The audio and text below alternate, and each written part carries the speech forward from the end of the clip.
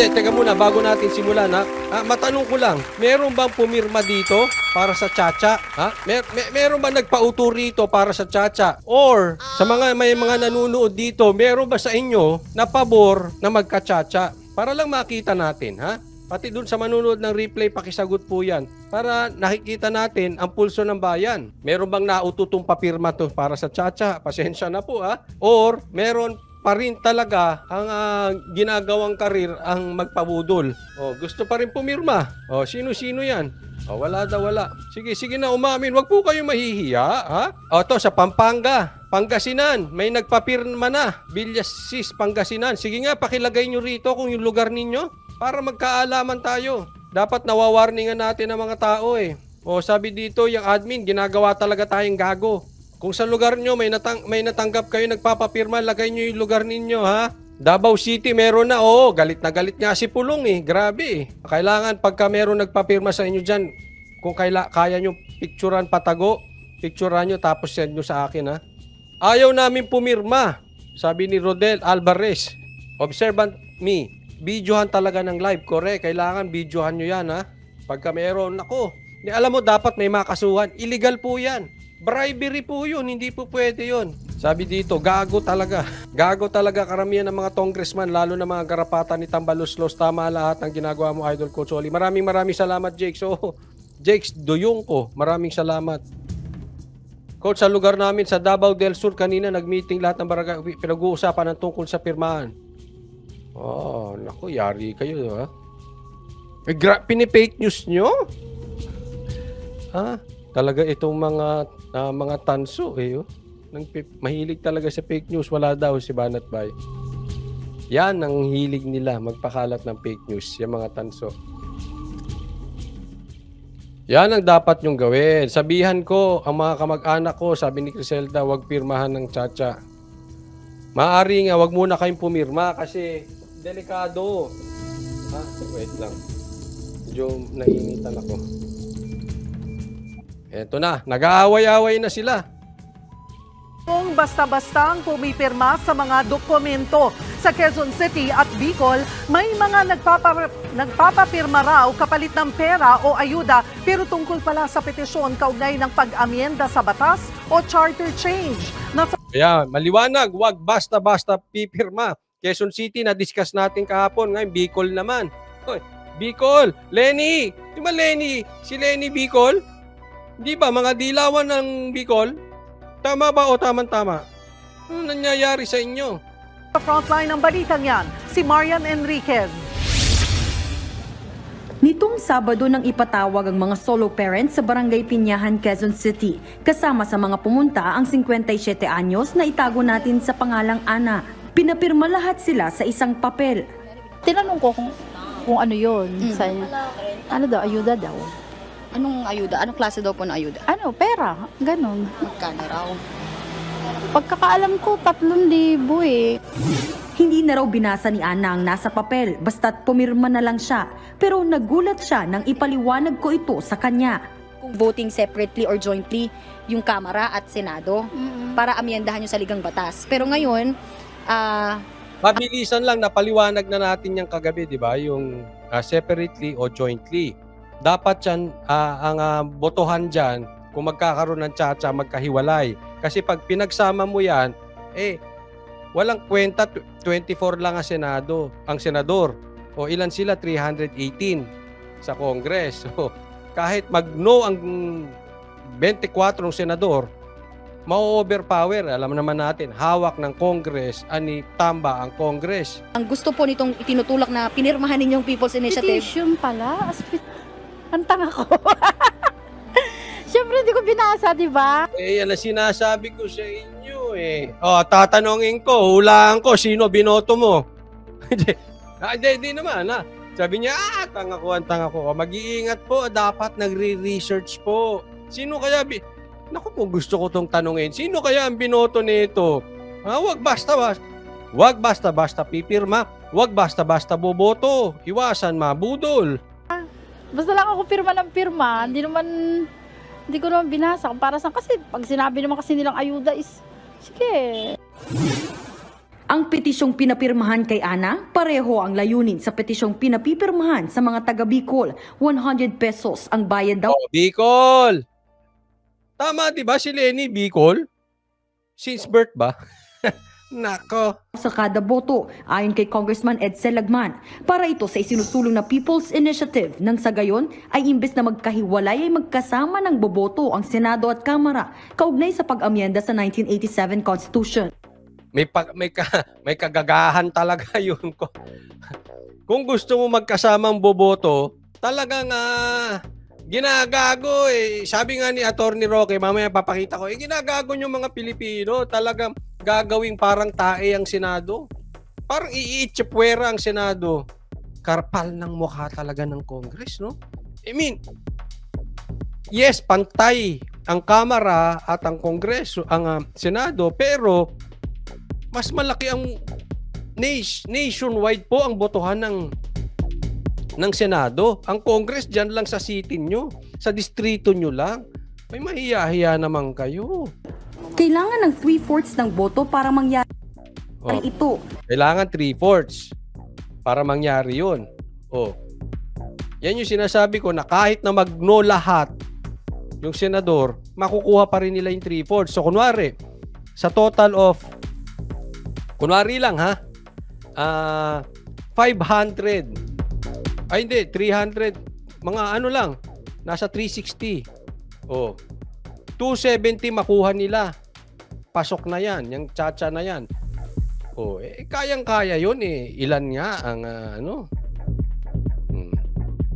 Kung represented ang People's Initiative ng 3% ng registered voters kada legislative district, mangyayari ang magkasamang pagboto kung manalo sa plebisito.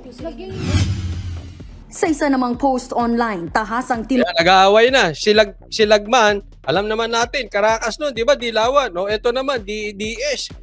Si Duterte. The Baweños are not for sale. Please repeat after me. Ano pangalan nito? Si Nograles. The Baweños are not for sale.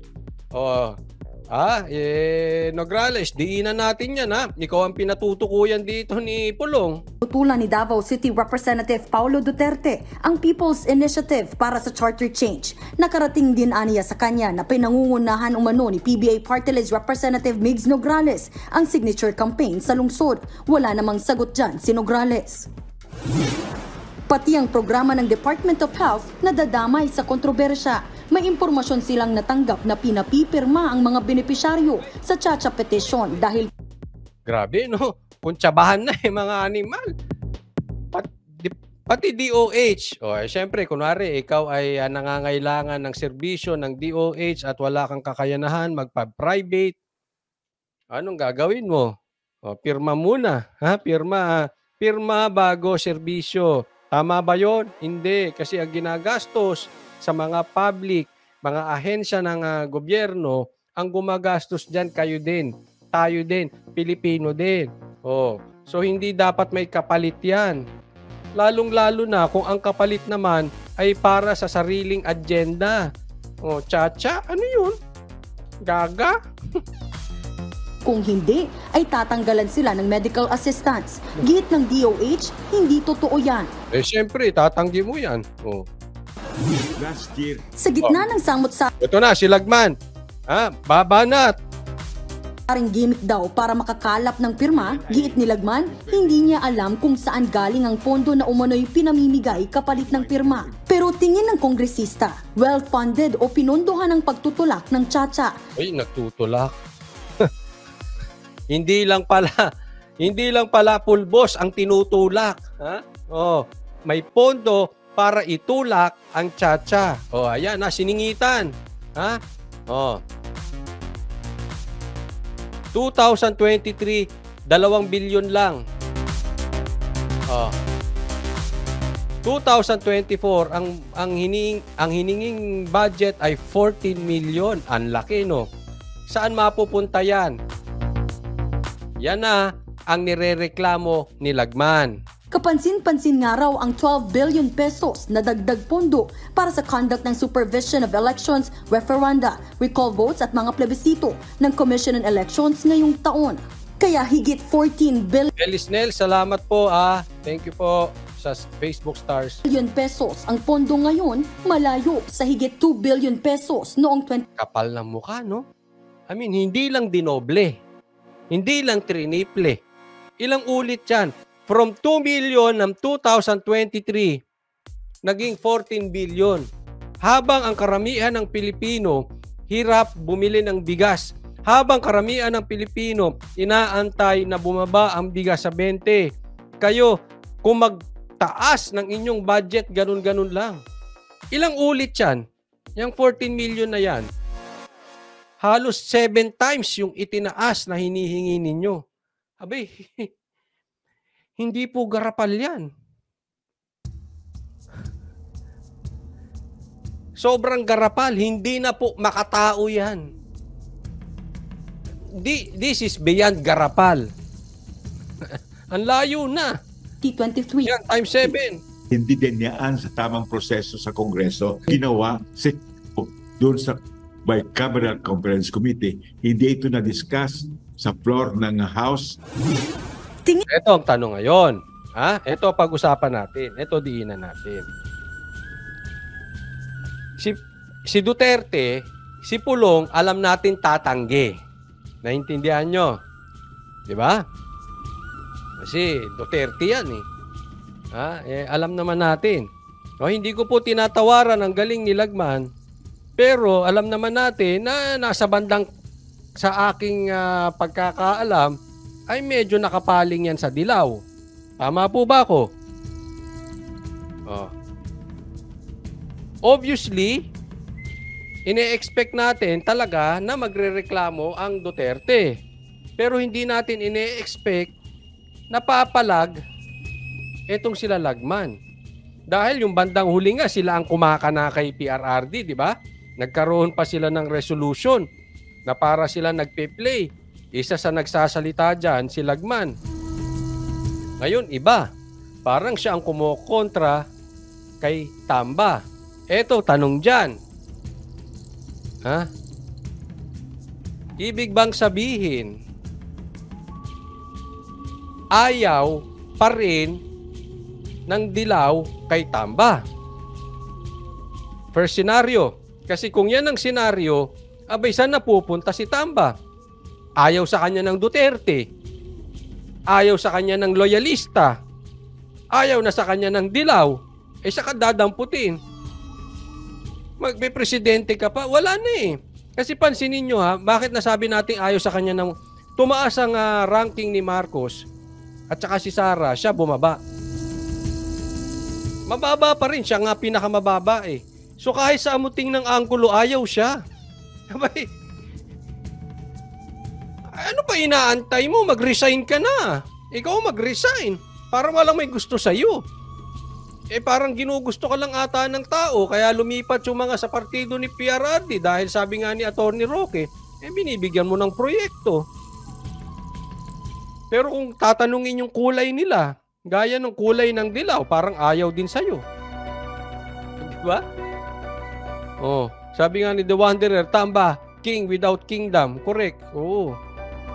Sinabi yan dito ni si Spencer Lacali ata din nagsabi niya, Walang may gusto sa kanya. 'Di ba? Kasi posible na baka naramdaman nila, I'm talking about the yellow side. Baka naramdaman nila kakamadahin nito ang pagiging prime minister. Pwede. Ito pwede Makikisama kami sa iyo pag ang laban against Duterte, napansin nyo ba? Si Lagman, di ba? Pag against Duterte, bumabakbak. Pwede, nagkakaisa sila doon. Pero, yung ikaw na magiging prime minister, baka ayaw din nila. Kasi siyempre, yung dilaw, meron din silang gusto na bata nila na siguro, kahit mukha silang tanga, umaasa pa rin sa imposible na mayroong mananalo sa kanilang panig maging presidente. Which is malabo talaga. Ako payo ko sa Dilaw, wag nyo na asahan yun. Suntok sa buwan yun eh. Wala talaga. No? But definitely, baka nag-e-expect pa rin sila ang Dilaw. At ayaw nila at hindi nila i-consider na leader ito si Tamba. Isa lang ibig sabihin niyan. Ito, napakadami pong problema ng Pilipinas. Ang dami po. Pero isa sa problema ng Pilipinas, alam nyo kung ano? Vacuum of leadership. Kasi parang kanya-kanya eh. Sige, trabaho ka dyan, magtrabaho ka dyan, magtatrabaho dito. Parang ganun-ganon. Hindi nyo nakikita kay PRRD may isang direksyon. Pero kahit na medyo may pasaway, nagagawa ng paraan. Pag sinabing tanggalin nyo yan, laglag bala sa airport, tanggal yan. Ibig sabihin may direksyon. Walang vacuum. Walang weak. Walang vacuum sa leadership. Ngayon parang ano? Siya ang speaker, pero wala siyang suporta. Laglag na laglag itong ano. Kung may laglag bala, ito laglag tsa-tsa. Nalaglag, wala. Lahat umiiwas dito. Napapanood natin sa balita, parang ayaw talaga nilang madikit sa issue nitong PI na ito. Yung People's Initiative.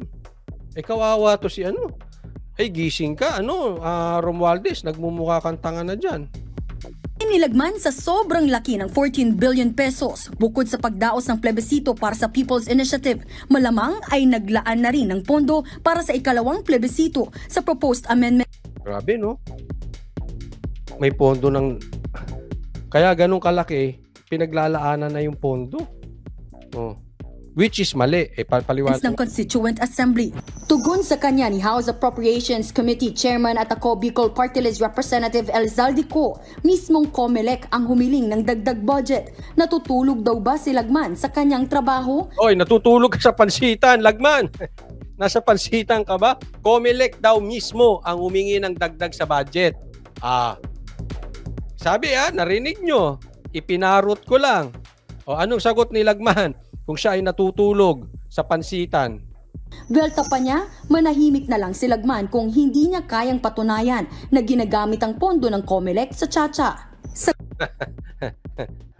Lagman, hinamon ka. Kung hindi mo kayang patunayan, yan ang sinasabi ko. Ako ay pabor sa kinestyon ni Lagman.